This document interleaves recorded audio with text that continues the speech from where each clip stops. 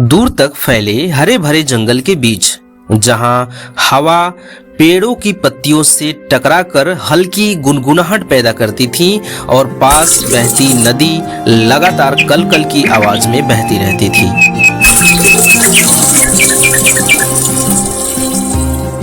उसी जंगल के किनारे बसा था एक छोटा सा गांव कंचनपुर। गांव का जीवन जंगल से जुड़ा हुआ था। लोग खेती करते थे, लकड़ियां इकट्ठी करते थे और नदी से पानी लेकर अपना गुजारा चलाते थे।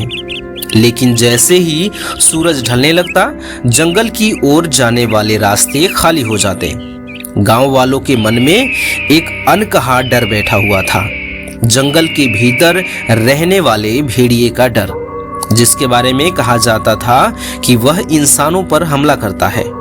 सच्चाई क्या थी यह कोई नहीं जानता था। गांव से थोड़ा सा दूर नदी के पास एक युवक रहता था। उसका नाम था आरव। उसका मन जंगल की शांति से जुड़ा हुआ था। बचपन से ही उसे पेड़ों की छाया, पक्षियों की आवाज और मिट्टी की खुशबू में सुकून मिलता था। जहां बाकी के लोग जंगल को खतरा समझते थे, वहीं आरव उसे अपनापन मानता था।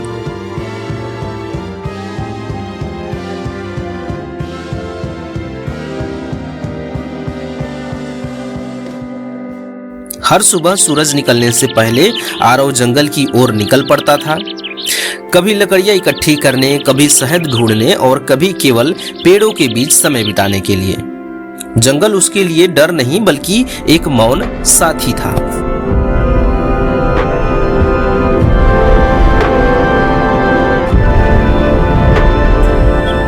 एक दिन नदी के किनारे गिरे हुए बांस के पेड़ को काटते समय अचानक झाड़ियों में तेज हलचल हुई।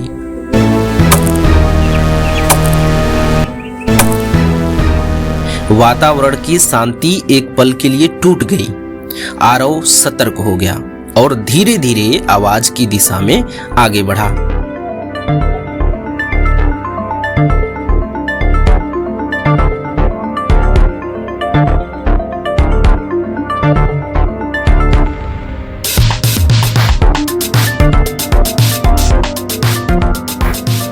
झाड़ियों के पीछे एक भेड़िया पड़ा हुआ था। उसका पैर कांटों में बुरी तरह फंसा था, जख्म से खून बह चुका था और उसकी सांसें भी तेज चल रही थीं। उसकी आंखों में आक्रामकता नहीं बल्कि दर्द और थकान झलक रही थी।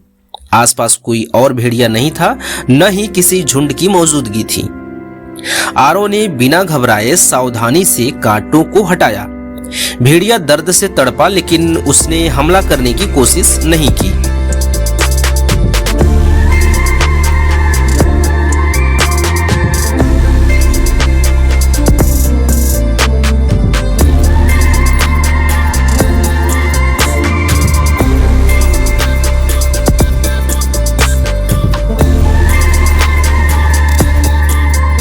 आरव ने अपने कपड़े का एक टुकड़ा फाड़कर उसके जख्म को बांध दिया और पास रखे बर्तन से पानी निकालकर उसके सामने रखा। भेड़िए ने थोड़ी देर सूंघा और फिर धीरे धीरे पानी पी लिया।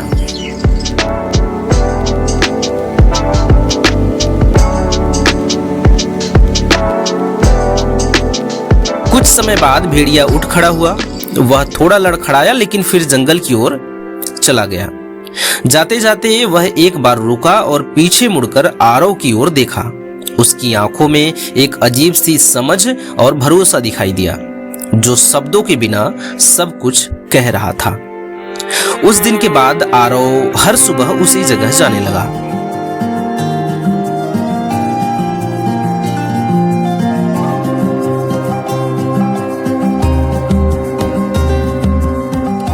कुछ दिनों के बाद वही भेड़िया दूर से दिखाई देने लगा। वह नदी पार नहीं करता था, केवल झाड़ियों के पीछे से आरव की मौजूदगी को देखता रहता था। समय के साथ साथ दूरी कम होती गई। पहले वह कुछ कदम दूर रहता था, फिर धीरे धीरे पास आने लगा।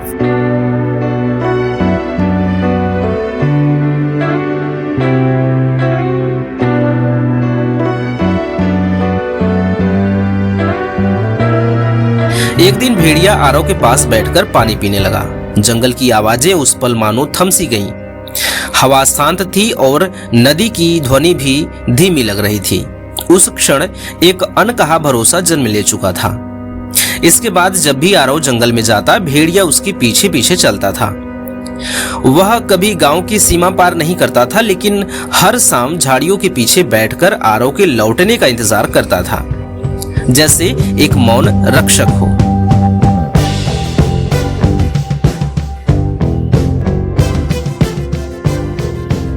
गांव के लोग इस बदलाव को समझ नहीं पाए।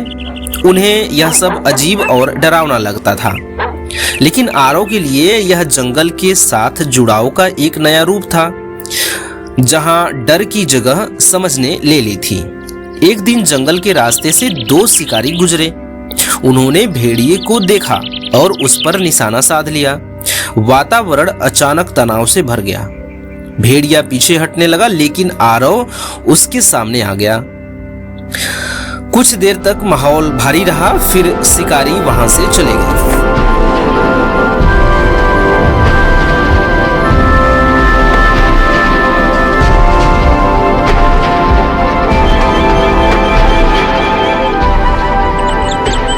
उस घटना के बाद भेड़िया और आरव कुछ देर नदी के किनारे बैठे रहे। सूरज धीरे धीरे पेड़ों के पीछे डूब रहा था। हवा में मिट्टी और पत्तों की खुशबू थी। उस शाम आरव को एहसास हुआ कि कभी-कभी सबसे सच्ची दोस्ती कहीं भी जन्म ले लेती है, जहां कोई उम्मीद नहीं रहता। यहीं से शुरू हुई एक इंसान और एक भेड़िए की अनोखी दोस्ती, जो आने वाले समय में कठिन परीक्षाओं से गुजरेगी, खतरों का सामना करेगी और दोनों की जिंदगी को हमेशा के लिए बदल देगी।